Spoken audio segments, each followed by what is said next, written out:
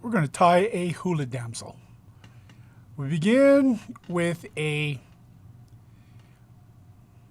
wiggle shank. This is the small ones. And this is going to be the abdomen section of our hula damsel.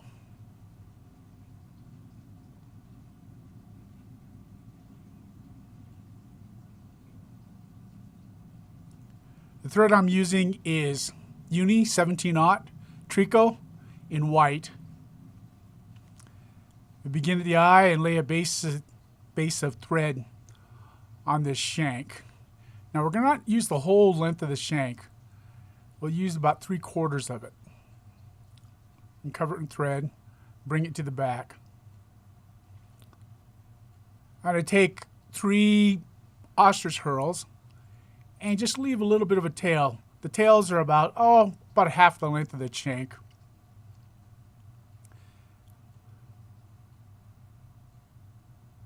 And they're not really a tail, there's some kind of paddle on a hula damsel. And what it'll do is when you strip this fly through the water, the back end will wiggle and the tails, quote unquote tails, or ostrich hurl will wiggle also. It'll just enhance that wiggle. Tie it in with one wrap. Lock it down. Now I'm going to take a piece of D-rib in olive, small, and I'm going to heat up a pair of hemostats and crimp the end of it so I get a taper, so I don't get a buildup.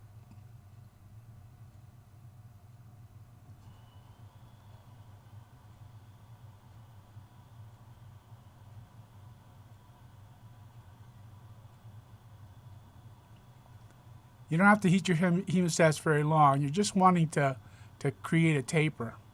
I used to do this with a knife or an X-Acto blade.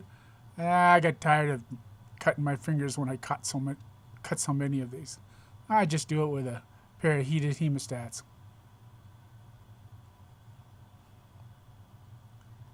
Creates a nice flat area. And I'll trim a bit of it off.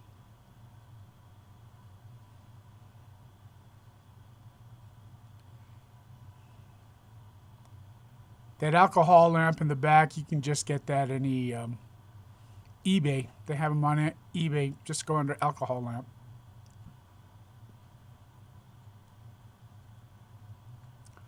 Now I'm going to lock it in.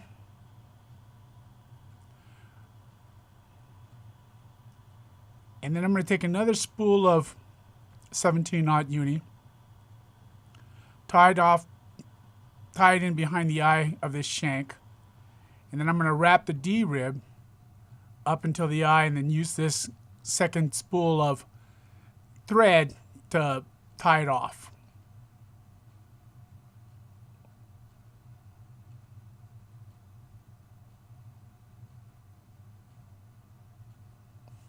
I'm going to build a little bit of a taper. You don't have to. I'm just being picky.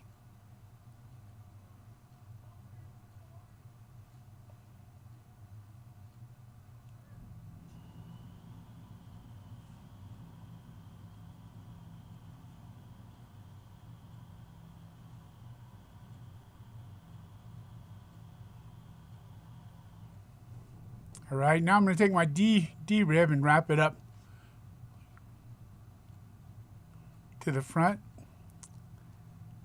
with concentric wraps, butted up against each other. Now I get a little bit of tension on the D-rib, and I'll ease off on that tension. So I've got not only the thickness of the shank, but I've also got tension on the D-rib to give it thickness and to make it taper.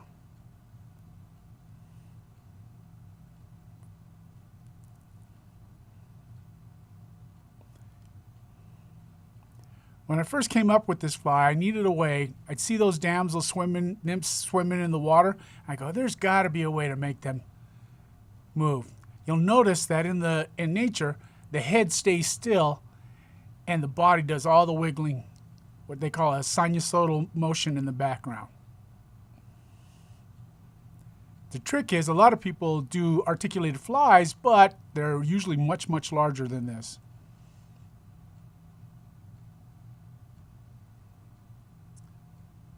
So I've tied off my D-rib. Now I'm going to take that ostrich curl and pull it along the sides. And then I'm going to wrap my thread up through it to capture it. Now if you'll see on a regular damsel, they don't have gills on it, but I put them on there just to give it more motion on the back.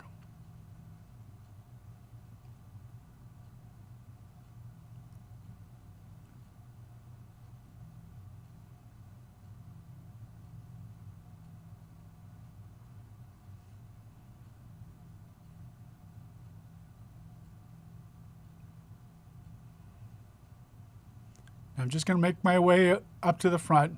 I'm trying to keep the ostrich curl on the sides of the shank as much as possible.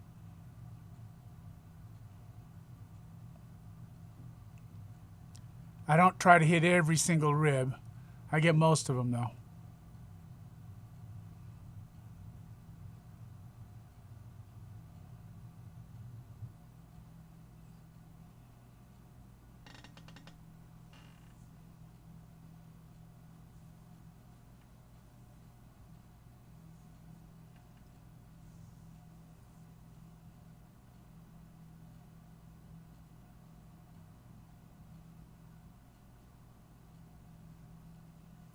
Now I'm going to trim off my excess and tie off that ostrich curl.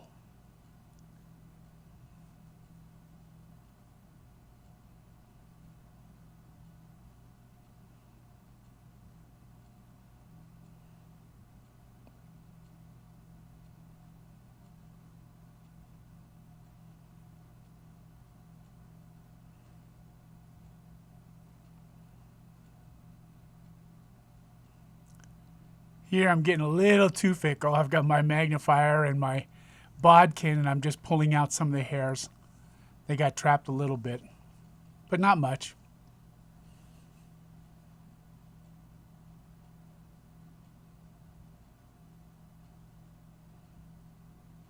So you just take a second.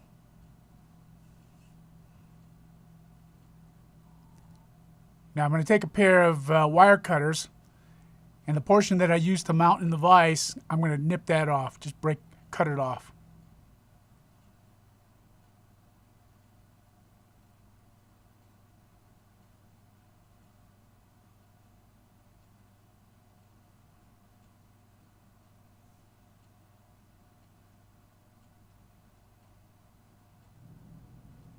And we'll set that aside.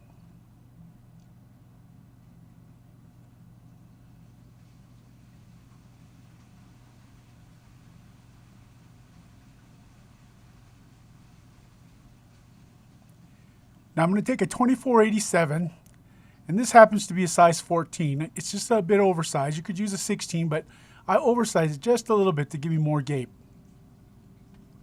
The bead I'm using is a 2.0 millimeter tungsten bead, brass colored.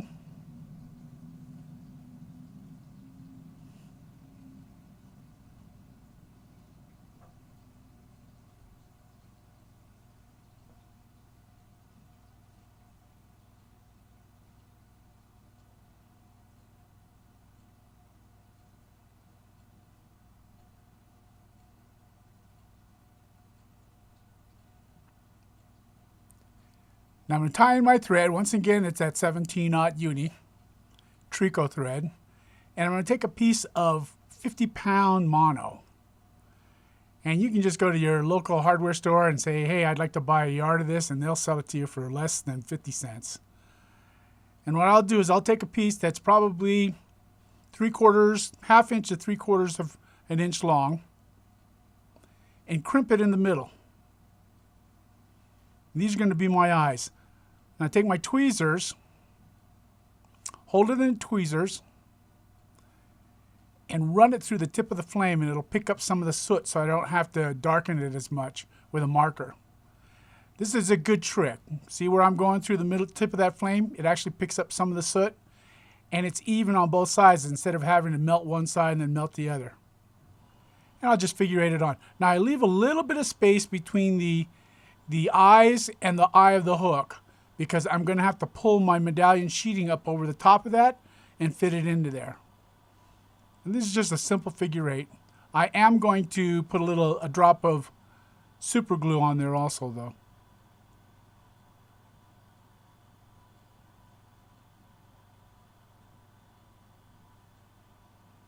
I push my bead right up against it and then bring my thread behind that bead. Now I lay down a base of thread, and I'm going to take a piece of 3X fluorocarbon, and it's actually going to be my hinge.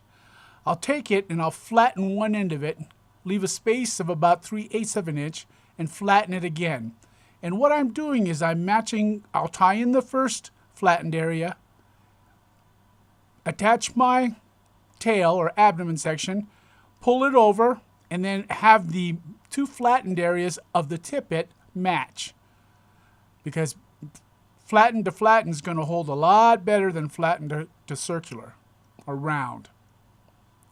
And see, I flattened the front end of it. Now go back 3/8 of an inch, flatten it again. Those two flattened areas are going to match up, and then leave a loop, and that's my hinge area.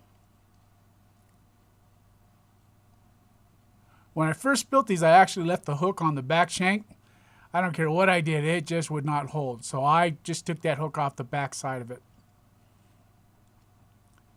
I take my abdomen, I'll do one little wrap, and then I'll adjust it by pulling on the abdomen section so that the two flat sections match up.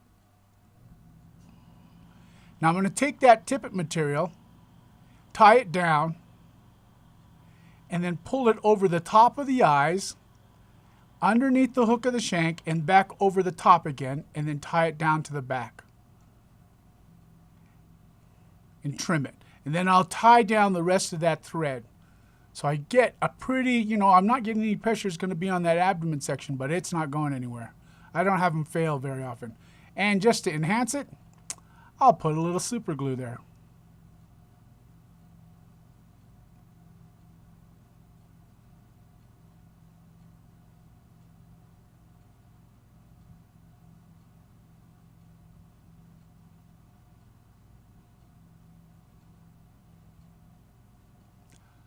Now I've got a piece of medallion sheeting,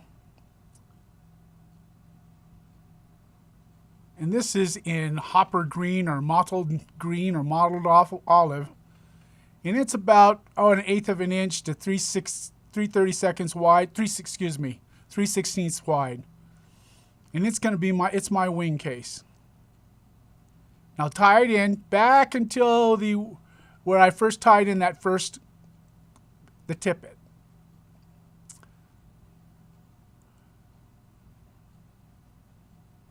Now I'm going to create a dubbing brush out of CDC and a pinch, and I do mean a pinch, only 6 or 7 fibers of UV ice dub in light olive. I just need a little bit of sparkle. And I only need one side of a CDC feather. See, I've got it trapped in my clip. And trim off the stem. And see, I just got that one side. You can see a little bit of UV ice dub and the rest of those CDC fibers. Now I'm going to take that 17-aught thread and split it and create my dubbing brush. The trick with splitting 17-aught thread is you'll see I'll take my bodkin, lift it up. First off, it's unwound a little bit. Use my finger as a backing. It'll flatten against my finger, and then I point at the middle of it, and it'll split.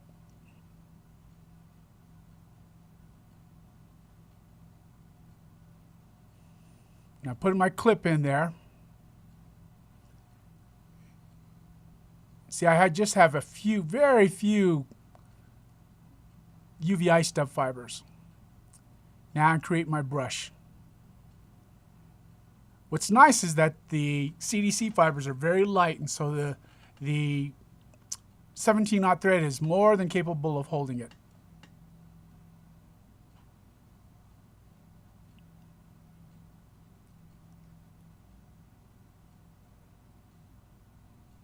And now take that medallion sheeting and pull it all the way over right behind the eye of my hook, and that's my tie-in point.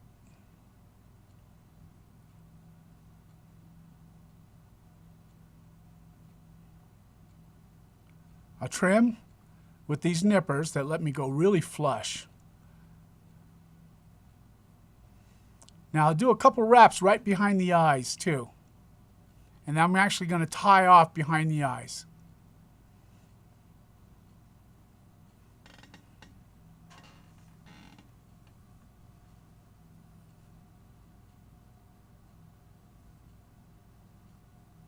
Trim off my thread. And I got, since it's white thread, it does show up a little bit. I'll take a marker and touch it up a bit. And that's a Spanish Copic, Spanish olive. I love that color. It's that tertiary color.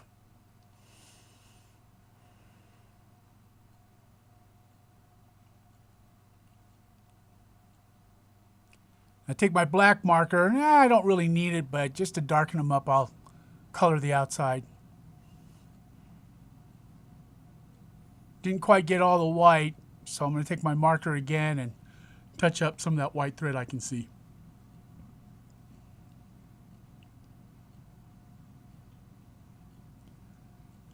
Now I'm going to take my UV resin and I'm going to coat my wing case with it and also a little bit of the eyes. Mostly where I have the marker. It'll help protect those eyes so that they stay dark for quite much longer. It builds up a nice little head in there too.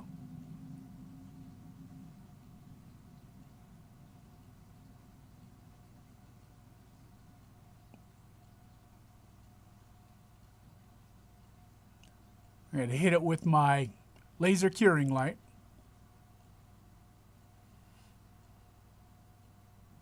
Doesn't take very long. I'm not using very much UV resin. This is UV nonsense that I'm using here.